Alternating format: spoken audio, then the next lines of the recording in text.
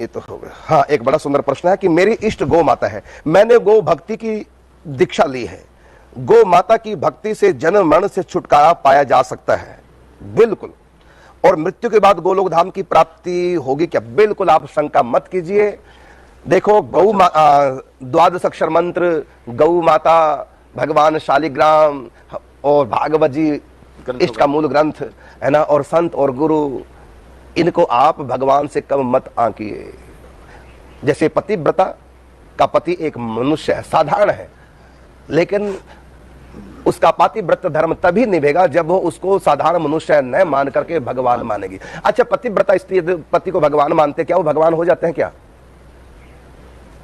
भगवान नहीं, मनुष्य है, और उनके ऊपर भी कर्म का सिद्धांत लागू होगा। ठीक है। समय पर उनके ऊपर भी कष्ट आएंगे, कर्मों के अनुसार बुढ़ापा आएगा, बीमारी आएंगी और मृत्यु भी होगी। ठीक है। लेकिन जो पतिव्रता नारी है, तब भी इतने कष्ट में पति को देख रही है, तब भी उसका भाव बना रहता कि नहीं, ये साक्षात पति परमेश्वर है। इस भाव से कभी चुप नहीं होती। वो ये नहीं सोचते कि ये कैसा भगवान, बताइए, मैं इसको भगवान मानती हूँ, काहे का भगवान, ये तो खुद कर रहा है, ये क्या मेरी रक्षा करेगा? तो ऐसा उसके मन में भाव नहीं आता। इसी प्रकार गाय को लेकर भी कई लोग प्रश्न करते हैं कि कहते हैं साक्षात भगवान है, ये तो इतनी परेशान है, अत्याचार हो रहा है, कत्लेआम हो रहा है गऊ का, ऐसा सो क्या क्या लोग बोलते हैं। तो कहते हैं हमारी भावना तो खत्म हो जाती है, फिर भगवान का है। तो सही है ना, ऐसा मानते हैं। देखो, हम मूर्ति पूजा करते हैं, मूर्ति खंडित हो गया, हम सोचे कि काहे का भगवान खुद खंडित हो गया, इसलिए मूर्ति पूजा व्यर्थ हो गई, तो ये तो बेवकूफी हुई ना। है ना, तो मूर्ति भी खंडित हो जाती है। कारण क्या? क्योंकि प्रकृति में जो भी आएगा, चाहे वो परमात्मा है, तब भी उनके ऊपर काल और कर्म का नियम लागू होगा। यहाँ का एक विधान है। देखो, हम जिस भी देश में जाएंगे, ट्रैफिक के रूल, सारे रूल उनके उसी देश के लागू होंगे, भले हम भारत के हैं। अभी हम इंग्लैंड गए थे, तो हम कहाँ के रूल हमने फॉलो किए? वहां इंग्लैंड के, वहीं के रूल फॉलो करेंगे ना। हमारे यहाँ तो जैसे रेड लाइट आ गई ना, तो आगे गाड़ी खड़ी होगी तो हम क्या करते हैं, इधर से निकल के आगे पहुंच जाते हैं। ये इंडिया है। लेकिन वहां का तो एकदम बिल्कुल पूरा, इधर रोड खाली है, तभी कोई उस पर नहीं जाएगा। तो जिस देश में हम जाते हैं, उस देश के रूल हमारे ऊपर लागू हो जाते हैं, भले हम इंडिया के हैं, लेकिन जिस देश में जाएंगे उसी देश के रूल होंगे। तो परमात्मा भी इस देश में जब आते हैं तो उनके ऊपर भी वही रूल लागू होंगे। वो करते हैं अपने ऊपर, यद्यपि वो इनसे परे हैं, लेकिन फिर भी अपने ऊपर उन सब। भगवान भी गायत्री मंत्र जप करते हैं, श्री कृष्ण भी गौ माता की सेवा करते हैं और गौ दान करते हैं, गायत्री जप करते हैं, तीर्थ यात्रा करते हैं, सूर्य ग्रहण पे स्नान करने आते हैं क्योंकि पुण्य है। ये सब रूल भगवान के ऊपर भी। बलराम जी भी तीर्थ यात्रा करते हैं, स्वयं ठाकुर जी हैं, शंकर जी स्वयं ठाकुर जी हैं, लेकिन माला से जप कर रहे हैं। राम जी ने गुरु बनाया, कृष्ण ने गुरु बनाया। तो ये वो, क्योंकि वो जब आते हैं इस धरती पे तो यहाँ के पूरे रूल अपने ऊपर लागू करते हैं। और साथ में ये भी बता देते हैं कि मैं आम व्यक्ति नहीं हूं। यदि वो बालकों की तरह मिट्टी खा रहे हैं, क्योंकि प्रत्येक बालक मिट्टी खाता, तो कन्हैया भी मिट्टी खाएंगे, लेकिन साथ में बता देता है कि मैं मिट्टी खाने वाला बालक, मुझको साधारण ना मान लेना, देखो मेरे मुख में पूरा ब्रह्मांड में भगवान, तो वो भी साथ में दिखा देते हैं। तो भगवान के ऊपर सब रूल लागू होते हैं। इसलिए गाय माता भले ही हमारे लिए भगवान सब है, लेकिन उनके ऊपर भी काल, कर्म, स्वभाव, गुण, घेरा, ये चारों रूल उनके ऊपर भी लागू होते हैं। हम अपनी आस्था को खराब न करें। आप विश्वास कीजिए, हमारे शास्त्रों में लिखा हुआ है, साक्षात भगवती है गौ माता। ठीक है, पूर्व जन्म के अनुसार। देखो, ये योनि भगवान की है, समझना। जैसे हमारे आचार्य निम्बार्क भगवान की पीठ पर कोई भी बैठेगा तो कौन है वो? निम्बार्क भगवान का रूप है। ऐसी प्रधानमंत्री गद्दी पे कोई भी बैठ जाए, उसको वो प्रधानमंत्री है। इसी प्रकार गाय का जो है योनि, गाय की वो ब्रह्मा की सृष्टि के अंतर्गत नहीं है। गाय की योनि वो सुरभि माता से, और सुरभि स्वयं ठाकुर जी से प्रकट हुई है। तो भगवान का अंश भगवान है, हमारी आत्मा भगवान का अंश, शरीर भगवान का अंश नहीं है। लेकिन सुरभि गाय का शरीर भी, आत्मा भी भगवान का अंश है, तो भगवान से प्रकट हुई। आप गोलोक धाम को पढ़िए, क्या गर्ग संहिता, ब्रह्म वैवर्त पुराण, तो स्वयं श्री कृष्ण के श्री अंग से भगवती सुरभि गाय माता प्रकट हुई है।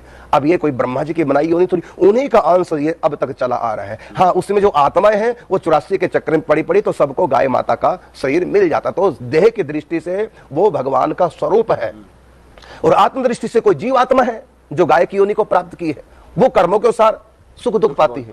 तो जो गद्दी है गाय की, वो भगवान की गद्दी है, वो भगवान है। अब उसमें कोई भी आत्मा बैठ गई, जैसे गद्दी प्रधानमंत्री की है, उसमें कोई भी बैठेगा वो प्रधानमंत्री है।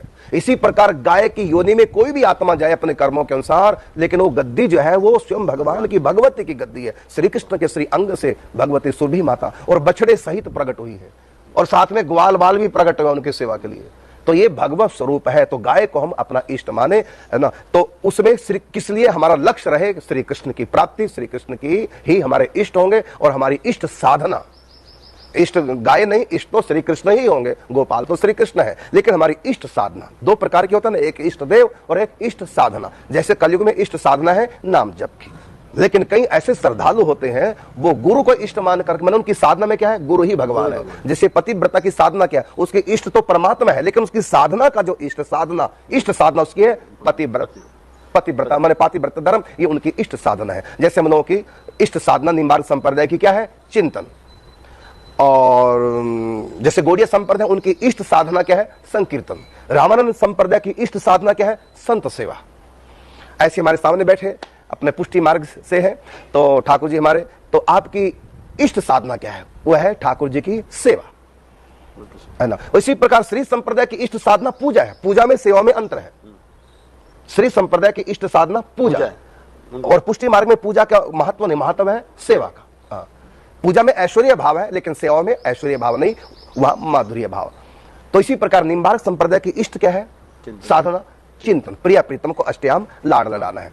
बाकी नाम जब तो सबके साथ कॉमन है, नाम जब तो सबके साथ एक ही साधना। हाँ, कलयुग की मुख्य साधना है इष्ट साधना, कलयुग की नाम जप, और कलयुग के इष्ट धाम क्या है, जगन्नाथपुरी, ये कलयुग का इष्ट धाम है।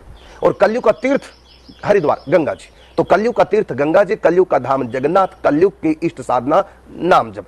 इसी प्रकार चारों संप्रदायों की इष्ट साधना अलग अलग। हाँ, तो इसी प्रकार आपका जो प्रश्न है, तो इष्ट देवी तो इष्ट देवता तो राधा कृष्ण ही है, लेकिन हमारी इष्ट साधना क्या है, गौ माता की सेवा। आपका बड़ा ऊंचा भाव है और आपके ऊपर प्रभु की बड़ी कृपा है कि आपका अपने इष्ट साधना के प्रति विशेष लगाव है। तो आप शंका मत कीजिए। आपने कहा कि क्या गाय माता की सेवा करके मुझको गोलोक धाम की प्राप्ति हो जाएगी, बिल्कुल हो जाएगी। गाय माता तो कल्प वृक्ष के समान है। आप गोलोक धाम चाहेंगे गोलोक धाम पहुंचेंगे, साकेत धाम चाहेंगे साकेत धाम पहुंचेंगे, मुक्त होना चाहेंगे तो मुक्ति मिल जाएगी, आत्म साक्षात्कार करना चाहेंगे आत्म साक्षात्कार होगा, स्वर्ग जाना चाहेंगे गाय माता की सेवा से स्वर्ग पहुंच जाएंगे। जो भी आपको चाहिए, इस जन्म में भी आपको कुछ भौतिक चीज चाहिए वो भी आपको प्राप्त। तो लौकिक, पारलौकिक और अलौकिक कुछ भी आप चाहेंगे गाय माता की सेवा से, तो आपका तो सर्वोपरि लक्ष्य है गोलोक धाम की प्राप्ति बिल्कुल होगी। आप निश्चिंत रहिए। नाम